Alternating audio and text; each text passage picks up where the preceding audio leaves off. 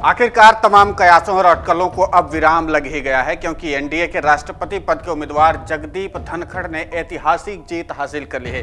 यानी देश को नया उपराष्ट्रपति मिल चुका है और ऐतिहासिक मतों से जगदीप धनखड़ विजयी हुए हैं। जगदीप धनखड़ का मुकाबला विपक्षी नेता मार्गरेट अल्वा से था। हालांकि मार्गरेट अल्वा को उतने ज़्यादा वोट नहीं मिले जितना उनको अपेक्षा थी और उनसे ज़्यादा वोट हासिल करके जगदीप धनखड़ विजयी हो चुके हैं।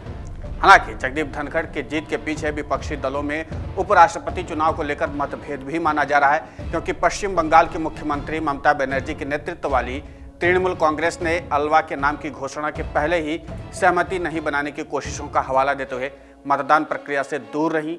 वहीं 80 वर्षीय अल्वा कांग्रेस के वरिष्ठ नेता हैं और वो राजस्थान के राज्यपाल के रूप में भी काम कर चुकी हैं। धनखड़ 71 वर्ष के हैं और वो राजस्थान के प्रभावशाली जाट समुदाय से ताल्लुक रखते हैं। यानी कुल मिलाकर दोनों ही नेताओं के बीच कांटे का मुकाबला था, लेकिन इस चुनाव में बाजी जगदीप धनखड़ ने मारी है। हालांकि इस बार के उपराष्ट्रपति चुनाव में 93% मतदान हुआ, लेकिन विपक्षी नेताओं का उस तरह से मार्गरेट अल्वा को साथ नहीं मिला जितना उनको अपेक्षा थी।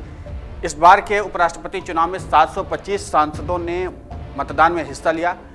अब जरा इस जीत के पीछे का समीकरण भी थोड़ा समझ लेते हैं।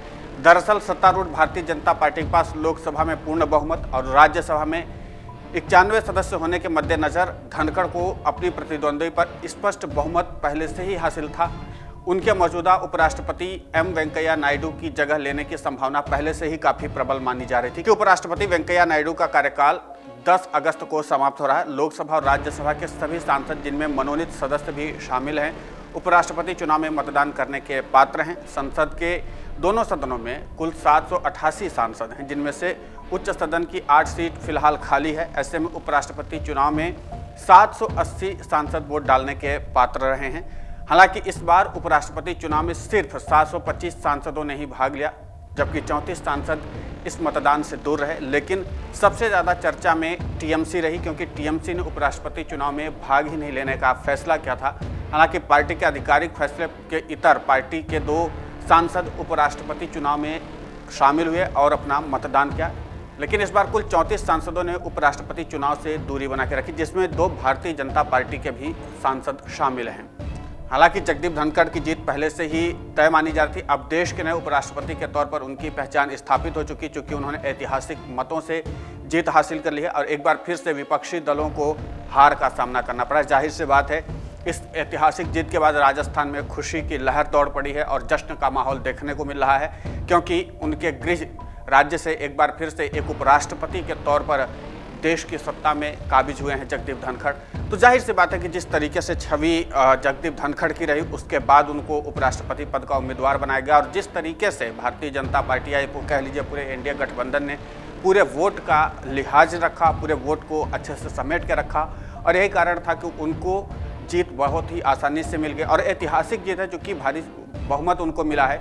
और वहीं पर मार्गरेट अल्वा की बात करें तो विपक्षी दलों के बिखराव का खामियाजा एक बार फिर से उनको भुगतना पड़ा है। जैसे कि पहले राष्ट्रपति पद के उम्मीदवार यशवंत सिन्हा को हार का सामना करना पड़ा था और उसका भी कारण यही था कि विपक्षी दलों में तमाम तरह की क्रॉस वोटिंग और तमाम तरह के विरोध गतिरोध थे।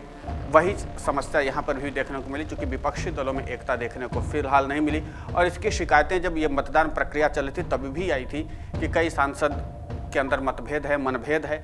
इन तमाम घटनाक्रमों के बीच में एक ऐतिहासिक और बड़ी खबर ये है कि जगदीप धनखड़ देश के नए उपराष्ट्रपति बन चुके हैं। यानी 10 अगस्त को जो कार्यकाल खत्म होगा एम वेंकैया नायडू का, उसके बाद से नए उपराष्ट्रपति के तौर पर अब जगदीप धनखड़ जाने जाएंगे। इस पूरे घटनाक्रम पर आपकी प्रतिक्रिया क्या है, हमें कमेंट करके जरूर बताएं। नमस्कार। डाउनलोड करें अमर उजाला ऐप और पाएं खबरें लगातार। अगर आप ये वीडियो YouTube पर देख रहे हैं तो हमारे चैनल को सब्सक्राइब करें और बेल आइकन को दबाना ना भूलें। अगर आप Facebook पर ये वीडियो देख रहे हैं तो हमारे पेज को लाइक करें।